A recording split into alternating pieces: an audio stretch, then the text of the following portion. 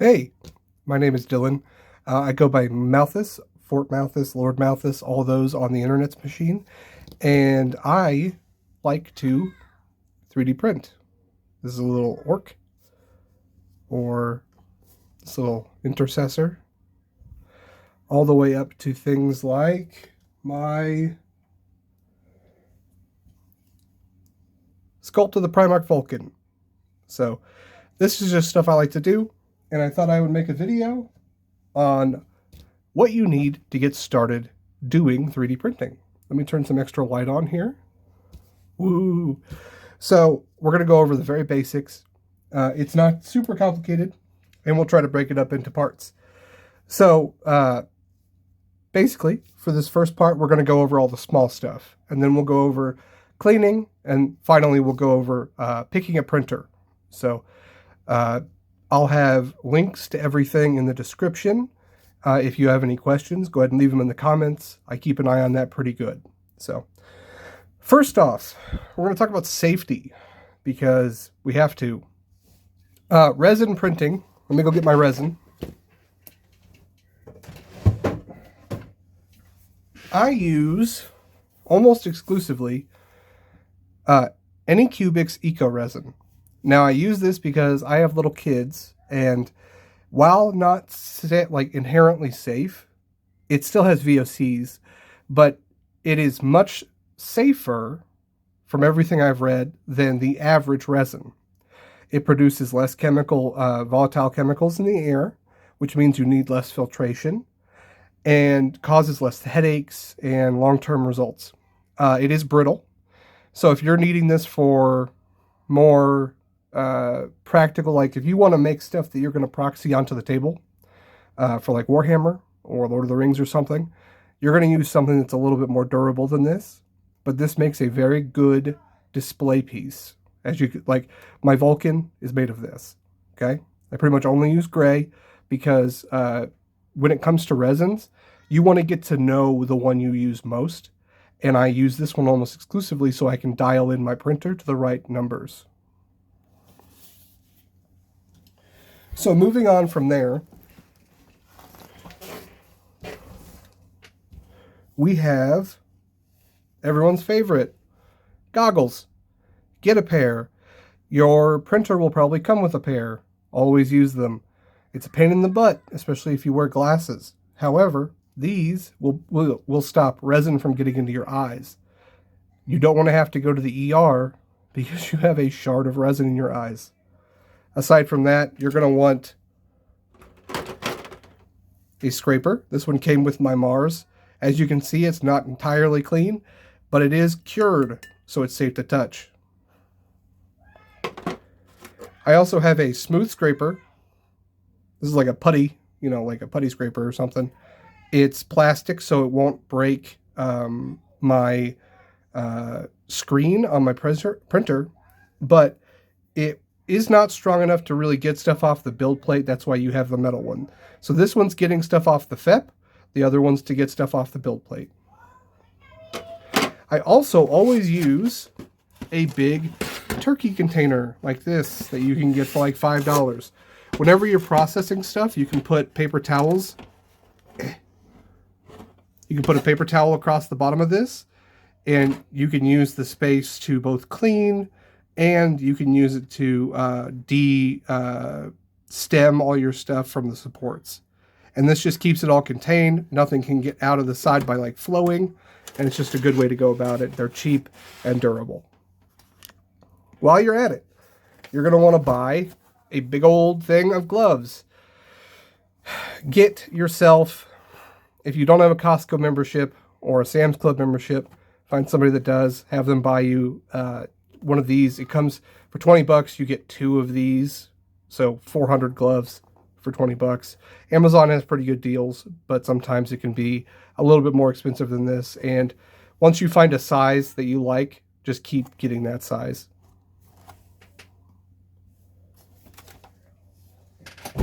The next thing is you're going to want a pair of snips. These came with my Mars, and over time these are going to get worn down just because you're going to use them on uncured resin. So like they have a spring metal in the back as you can see in the right up here. See if I can catch it in the light.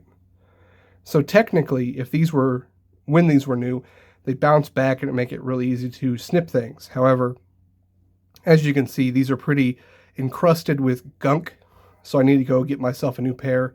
Don't overspend on these. They're nice, but they're something that's going to be a casualty of war as you keep going. So a couple of other things. You're going to want to keep a roll of paper towels near your area at all times. And you're also going to want to keep a dedicated trash can to just your resin stuff. I personally, so this is like my work area for painting and 3D printing and stuff like that. So it's kind of like a hobby area. So I have a dedicated hobby trash can, and I just pretty much use it for that. And, you know, like if I blow my nose or something, who knows? So the next thing is you're going to want 2 spray bottles. This one is water. This one is alcohol, about 90%. The reason why, I'm going to go ahead and take it off the arm here so that I can get a better view. Okay, so I have one that's water. You're going to use this one to do a lot of your like pre-cleaning and getting into tight spots that otherwise would be hard to clean. This one's alcohol. It's just alcohol. It's like 90%. I basically bought 2 90% containers and poured them into this. Having it in spray form makes it real easy. If you need like an actual amount of it, you can obviously take the lid off, but having it in spray form lets you get in all the nooks and crannies and kind of blast off some of that uncured resin that can be kind of a pain in the butt.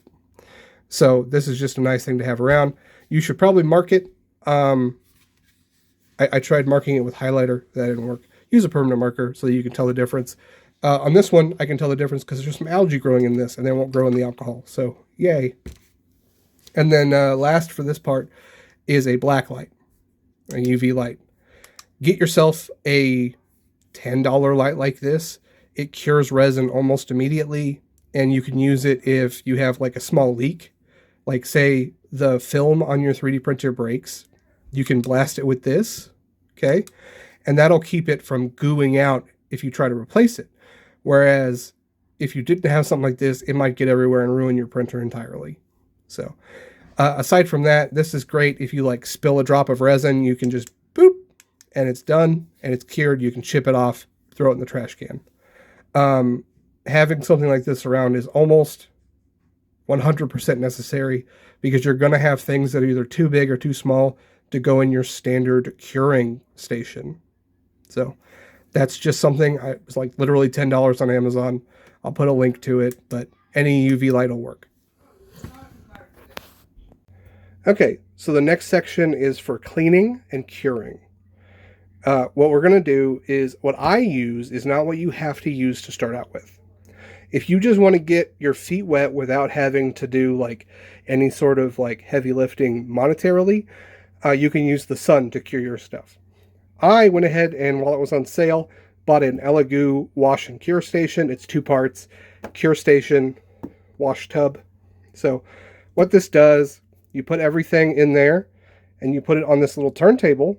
It turns, and the UV lights in the back on that black stick right there will cure everything.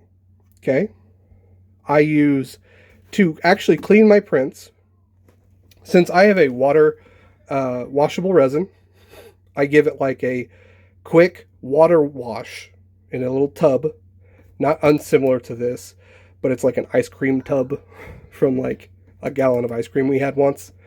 And you're going to want to wear gloves the whole time you're doing this until everything's cured. Gloves. So this solution in here, you're going to use something like mean green or simple green or alcohol. And what those will do is this will agitate. The spinner on here replaces with a tiny little rotating motor on here. And these will slough off the uncured resin and make it very easy for you to come in here and either use straight alcohol in your spray bottle. You can like spray it a couple times, wipe it off with a paper towel or something, and then let it dry completely. in one of those turkey things like I showed you, and you can let it dry, and then you can cure it.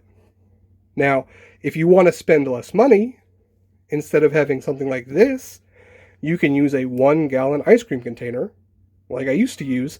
You just go and buy one of these. It's like $5 at Menards. And you can also do alcohol. It makes it a little cleaner. But one thing that alcohol does, you see this layer right here? Alcohol will keep this suspended in the alcohol. So the alcohol will stay cloudy, and this can get gummed up. Whereas this stuff, whenever you, for some reason, I don't know why, something in mean green and simple green will keep this into a gummy consistency that doesn't bother the motor at all, and it never stays in the liquid. So you can like put this in here, you put your uncured, unwashed stuff in here, dip it up and down in this little basket a couple of times, and this stuff will kind of just stay at the bottom. When you do kick the motor on, it will slough it back up, but it separates back out in about 2 hours after you're done doing it. You pull it out, you set it on some paper towels, you let it dry. Okay? For curing, if you want to go the cheap route for curing, what I would recommend is find a nice sunny spot, either next to a south-facing window or on your porch or your deck or someplace like that. And basically you put it out there, and then you wait about an hour, and then you go out there and you flip it over. That should cure it. Normal sunlight for about an hour, flip it over, let the other side cure, make sure it gets all the angles. You'll be good to go without having to spend a bunch of money. Mind you, I bought these two for like $100 total. It was probably really worth it for me. One of the things you're going to want to invest in is some liners for your printer. So you're going to find the specific ones that yours uses. You can just you can go to the website for the producer, so for Elegoo or Anycubic or any of those, and just find out which kind of film they use. Get some replacement ones, because you never know when you're going to like dent it or do anything like that that could, mess up the integrity of your prints. So this was like $30 for 5. I've used 2, so I've still got 3 left. Yep, just another thing that you should have. And that's really about it. So everything else comes with it, or you'll have just around the house. Okay, so now we're going to talk about the actual printer, the encasement, ventilation, all that stuff. Okay, so as you can see, I'll step back a little bit here. This is what I have my printer in. I have a hose that goes out to the outside. That's an exterior window. I have no ventilation problems. I have not had this that long. It's amazing, and I would never start this hobby again without one. It costs about $100. I'll put a link to it, or you can go on Amazon and just look up that brand. It's pretty great. They make lots of size. This is the tiniest one they have. Okay. Some of the nice features it has on here. It has percentage. That's humidity. You want that to be 28's pretty good. You don't want it to be super high, or it could mess with the curing of your stuff. And then it also has the temperature. You want the temperature to be at least 70 inside of this. That will keep it flowing well. If it gets too low, you're going to have problems where it's not going to cure properly. So we can just open this up. This is my actual printer. I've got it leveled using this scientific cardboard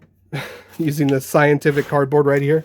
I also just kind of always keep a small level near it, because the last thing you want is to like start a 5-hour print, come back, and it's like slanty or something, and all the resin's pooling in this corner. Okay, so I have inside here, the ventilation motor is off, but this is airtight, except for like a very small part in the back where the cords go through. That's it. Okay. And then like right over here, there's a little tiny spot, but I could zip it if I felt like it. I just haven't used it in a while because it's been cold out. So a couple of things I have inside here. The current bottle of resin that I'm using, I always have it in here.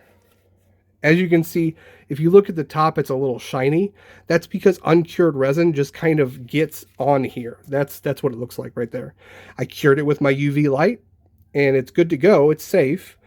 But because this will kind of always put off VOCs because it's opened and there's some residue on it, I just leave it in here with my other stuff.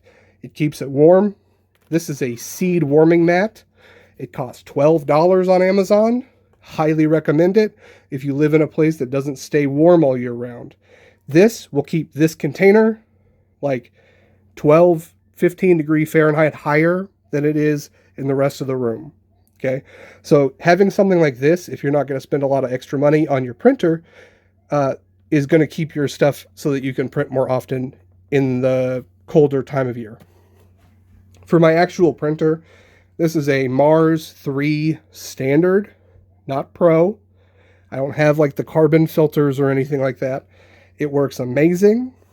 I've printed shitloads of stuff on it, and really the only things that I've ever had to do to it, aside from leveling it and doing the Z-axis stuff, which is kind of a pain, but there's lots of videos on it, is replace the FEP, which is this film in here, okay? So I have a video series about that. It's not that hard. It's a lot of unscrewing stuff. But this is my entire setup. Like,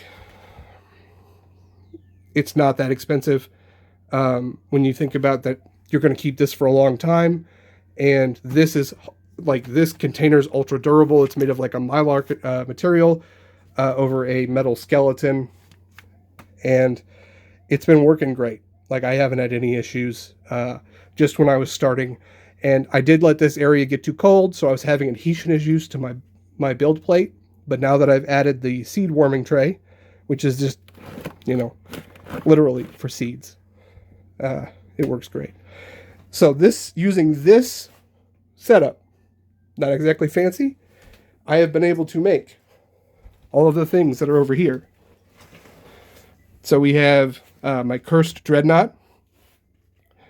We have a couple of really big things.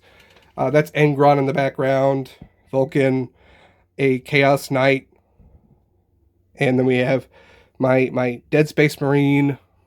We have an Armiger, a couple of big knights, a little house. We have a T-Rex, a War Boss, Freddy Krueger, and a Blitzbomber. So it's a pretty fun hobby. It takes a little bit to get started up, but if you've got the money, I highly recommend. You have any questions, hit me up in the comments.